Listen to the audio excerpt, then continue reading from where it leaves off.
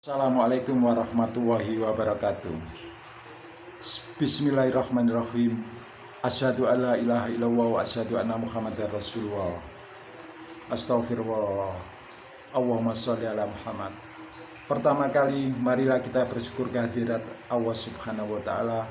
Mudah-mudahan dengan bersyukur itu iman dan takwa kita ditingkatkan menjadi yang lebih baik sehingga kita meninggal dengan kondisi husnul khotimah. Mudah-mudahan dengan bersyukur itu kita negeri ini bisa lebih baik sehingga keadilan dan kemakmuran tercipta di negeri. Kali ini kita atau saya tidak membuat satu kajian, tapi akan membuat satu perkenalan tentang diri saya. Nama saya Abdul Wahid, anak ke-6 dari 11 bersaudara. 2 diantaranya wanita, saudara saya, yakni di nomor 2 dan nomor terakhir. Lainnya laki. Orang keluarga saya sangat miskin sekali. Penghasilannya ya miskin lah. Untuk melanjutkan hidup itu sangat sulit lah, waktu itu sudah sangat sulit. Tapi sekali lagi atas berkat rahmat Allah bisa hidup, dan saya sampai sekarang ini bisa bercerita di channel ini. Waktu kecil dengan kondisi kemiskinan itu, masyarakat desa saya memvonis yang tidak berdasarkan bukti kepada bapak saya adalah seorang anggota PKI. Akibatnya saya setiap kali mau melakukan kegiatan mulai belajar sampai ngaji, yakni belajar Al-Quran, selalu dapat perlakuan yang tidak seharusnya. Bahkan setiap kali saya berangkat atau pulang dari sekolah itu selalu saya dengar anak PKI, kalau mereka itu nyebut anak sarka gitu. Di desa saya seperti itu. Itu perlakuan itu berlangsung terus sampai umur 24. Ya, kehidupan berjalan terus dengan stigma anaknya PKI. Saya bisa kerjakan dengan terbata-bata, tidak mulus.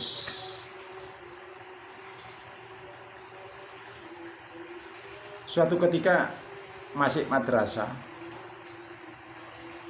kelas berapa ya, mungkin kelas 2 lah, madrasah. Berangkat ngaji saya kepagian ke guru ngaji tempat tinggal saya itu, oleh mantu guru ngaji, karena kepagian iku ngaji ta maling, itu ucapan mantu dari guru ngaji itu. Sejak saat itu saya berhenti tidak ngaji, tidak belajar baca Al-Quran. Akhirnya belajar ngaji ke tempat lain, yakni di langgar. Orang desa saya menyebutnya gitu, langgar.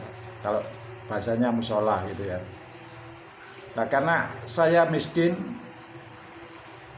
anak PKI, karena kemiskinannya itu badan saya kecil, akhirnya kurang gizi. Rambut saya ini merah kayak rambut jagung gitu. Jadi dulu waktu kecil itu rambut saya tidak hitam gini, merah kayak rambut jagung gitu. Ya karena kurang gizi, itu penyakit ya, sakit apa gitu. Dan sekarang di hari tua juga ini saya sakit gitu. Ini sakit tenggorokan saya, ada benjolan gitu. Ketika dapat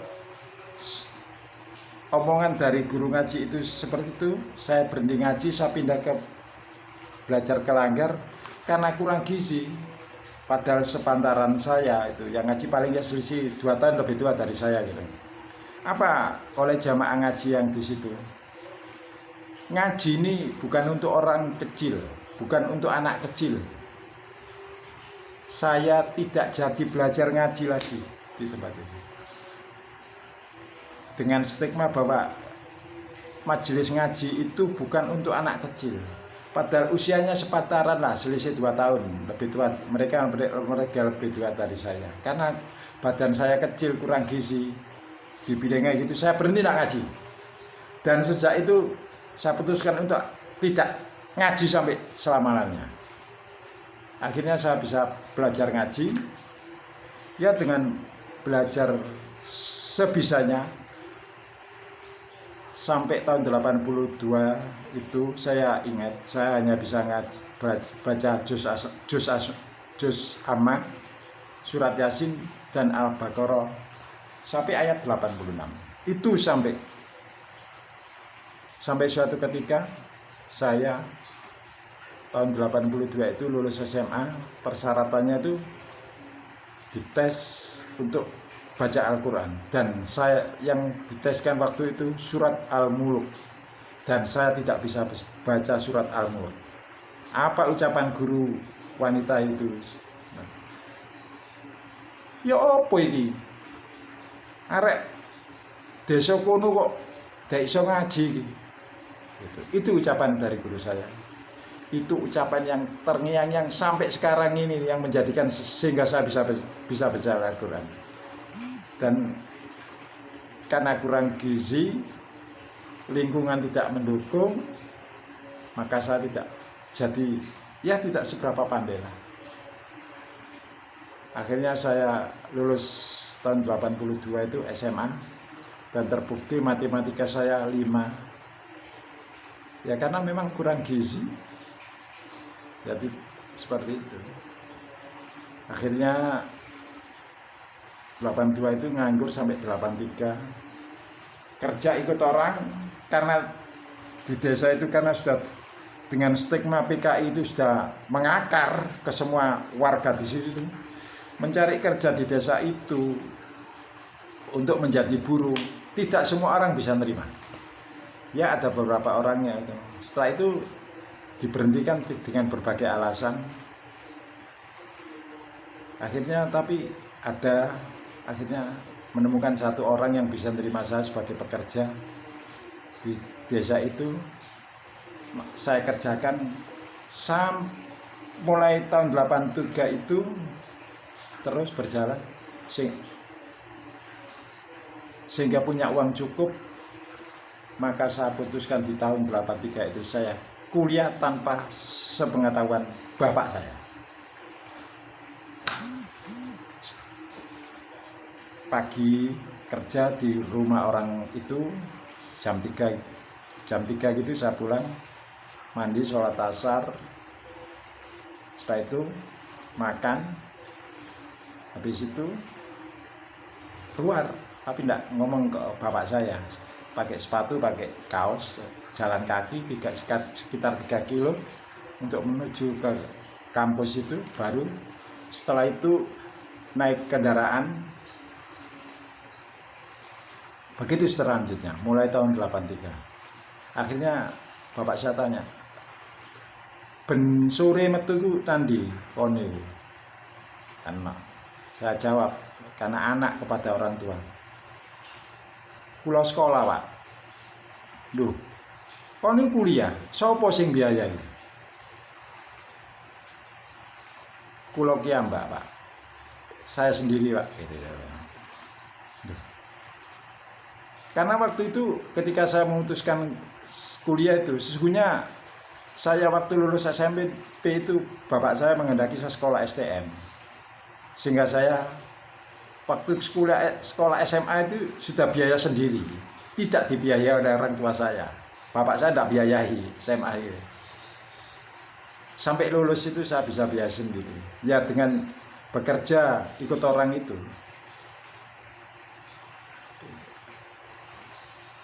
Akhirnya saya kuliah terus, karena sekali lagi bodoh, miskin, kuliah sampai semester 6 lah mungkin itu. Akhirnya bapak saya baru memberi subsidi uang saku lah sebesar 20.000 lah per bulan. Ya syukurlah. Dan tahun 89 saya lulus. IP-nya juga pas 2,59 dan ada nilainya D. Sekali lagi karena saya bodoh, tidak terlalu pandai. Ya,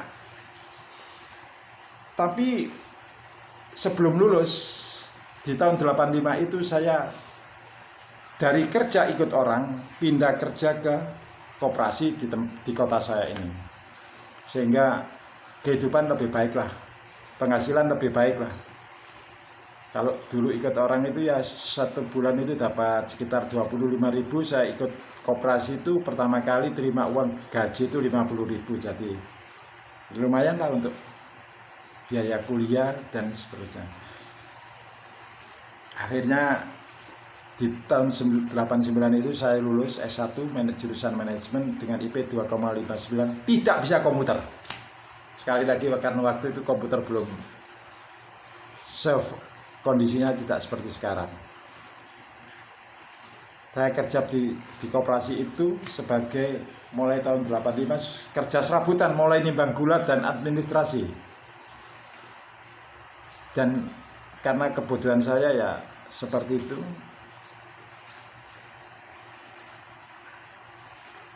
akhirnya tahun 90 awal ada informasi, ada lowongan kerja di perusahaan transportasi di kota saya ini. Saya ikut tes dan lulus. Karena lulus sebagai seorang sarjana diterima perusahaan itu, golongannya 2F atau eselon 2, statusnya staf. Tidak punya jabatan waktu itu saya masuk, staf. Maka ya ekonomi mulai lebih baik lah.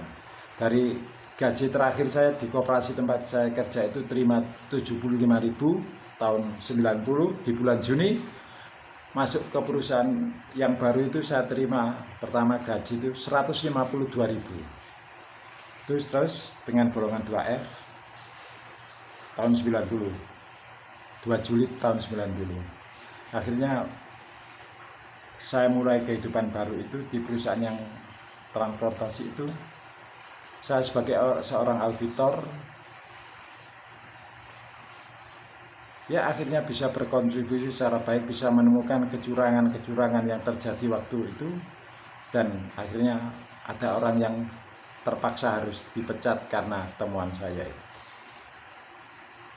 Selang beberapa lama melihat kondisi saya yang hanya ya karena sekali saya tidak pandai, tidak bodoh, tidak membuat satu sistem dari satuan kerja yang bernama auditor itu kan seharusnya punya standar-standarnya. Karena saya tidak punya kompetensi waktu itu, akhirnya saya tidak dilanjutkan sebagai auditor. Saya tetap sebagai staf dengan pangkat 2F. Saya dibiarkan di perusahaan itu seperti itu, diberi pekerjaan macam-macam, mulai menyusun anggaran, tapi statusnya staf. Pernah jadi ngurus training dari perusahaan itu, ya mungkin hanya 8 bulan, statusnya staf, bukan kepala. Itu selanjutnya sampai suatu ketika tahun 94 ada undangan rapat dari para senior saya. Rapat, saya tidak tahu ada rapat itu, saya terima surat, ya ikut rapat.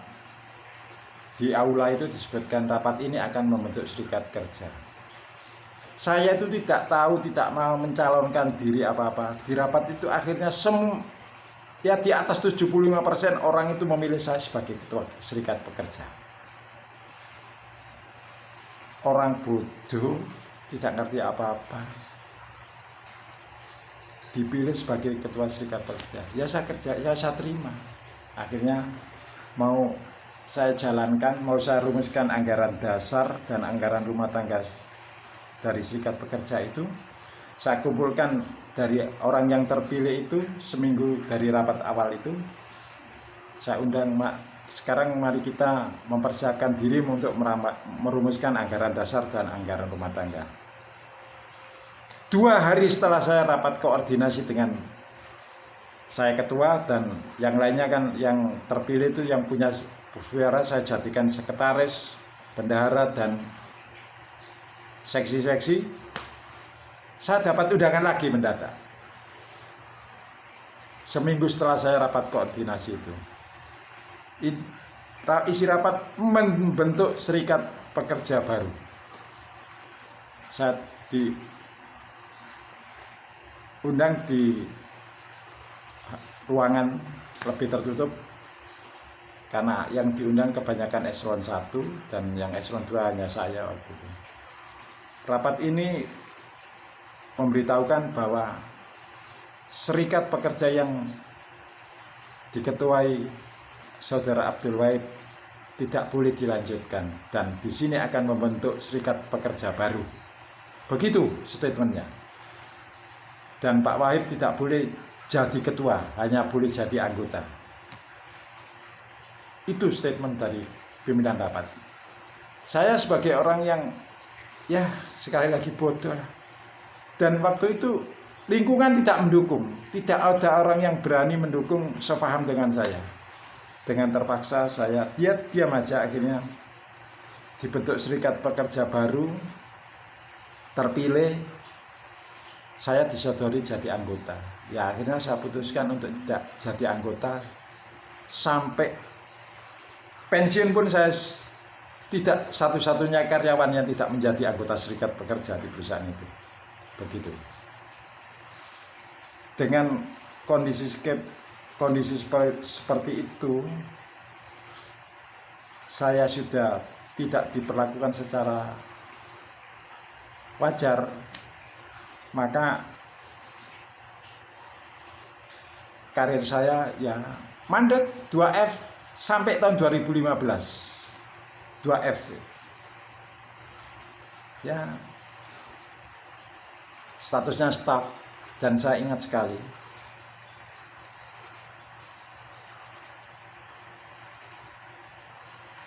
tahun 2004 saya tersadar. Sekali lagi karena saya di lingkungan perusahaan itu kan sudah diblokir dan terblokir, sehingga perilaku saya jadi jelek. Saya sudah fasik lah. Orang Islam yang tahu tentang Islam tapi melanggar, itu orang fasik. Akhirnya tahun 2004 Desember saya dapat hidayah. Saya daftar haji tanpa sepengetahuan istri saya. Saya berangkat ke bank, bayar uang haji. Bapak berangkat 2005. Habis itu pulang dari kerja, saya tadi daftar haji. Istri saya, karepe dhewe ya, daftar haji tak ngajak bojone ya.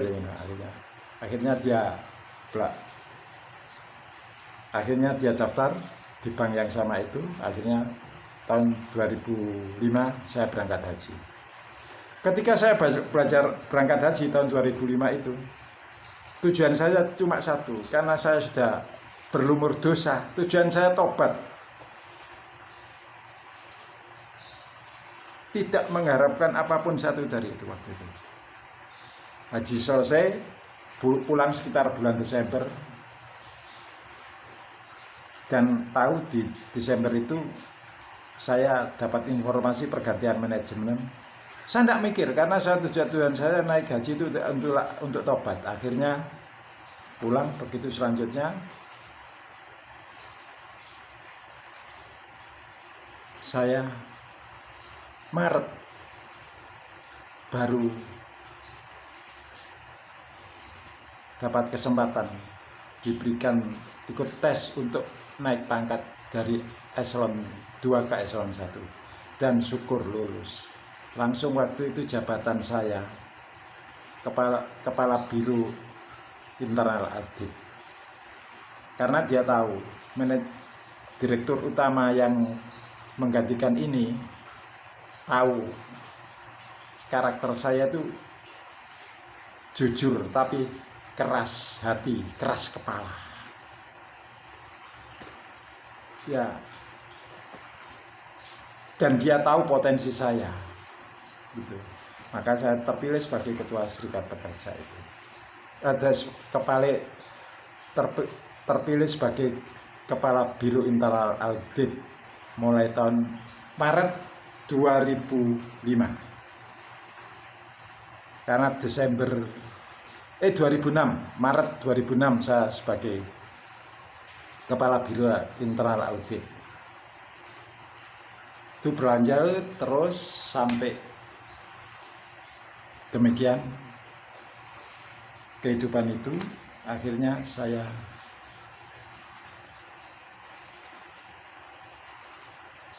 dari lingkungan yang dulu terbrokir, padahal tujuan saya naik haji itu adalah tobat, ternyata Allah membuka blokir itu. Saya naik menjadi eselon 1, menjadi kepala Biro Internal Audit, dan bisa berkontribusi secara benar di perusahaan itu sampai 2017 saya pensiun dini karena sakit. Saya ini sakit di tenggorokan sini ada benjolan, makanya bicaranya enggak. Kenapa saya buat video di YouTube? Karena sekali lagi, dengan keterbatasan ilmu yang saya punyai, saya melihat kajian-kajian yang ada itu, ada yang berdasarkan Al-Quran dan As-Sunnah, tapi ada juga yang tidak berdasarkan atas Al-Quran dan As-Sunnah.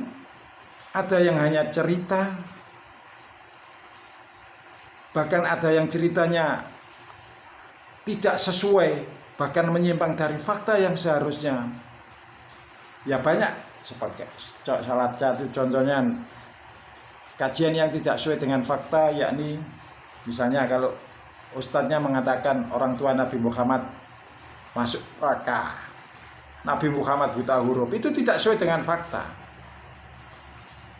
Masa kecil Nabi yang dikatakan ya begitulah, itu tidak sesuai dengan fakta. Maka dengan ilmu yang saya punya melalui proses belajar yang terbatas itu, saya dan keterbatasan saya berbicara di depan publik itu, maka saya beranikan diri untuk membuat satu kajian dengan model tafsir Al-Quran yang meluruskan kajian-kajian yang tidak berdasarkan fakta.